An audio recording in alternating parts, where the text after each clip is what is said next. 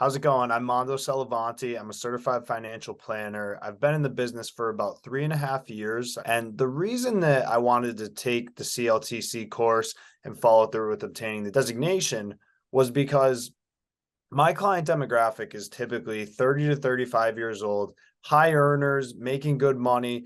And it's not that they necessarily need extended care or long term care, it's that their parents are people that are going to be dealing with these situations. And what I found in my experience is if there's no long term care plan for their parents, the kids become the plan. So for clients that are 30, 35, 40, though it may not be front of mind for them to be thinking of long term care, it should be for what's going to happen to their parents, because sometimes their parents can't afford to have a plan in place, and it may be something that the kids will facilitate with some money to plan for it rather than paying for it unexpectedly. From the CLTC designation and what I've learned going through the process to obtain it, it's helped me discuss the topic of extended care or long-term care with clients in a more fluid fashion, if you will.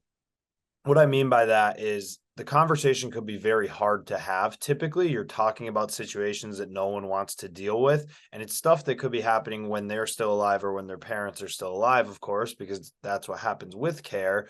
So going through the course, I obtained a lot of the language around the conversation, a lot of the different options people have, knowing what they actually can do. And a lot of those options I didn't know before. If you haven't thought about pursuing your CLTC, I'd recommend doing it, because if you're not having the conversation around long-term care with your clients, someone else is going to come in and have that conversation. And when that day comes, that makes you look very bad. There's no other way for me to put that. Makes you look bad for a couple of reasons. One, that long-term care discussion is going to impact every other financial discussion that you do have.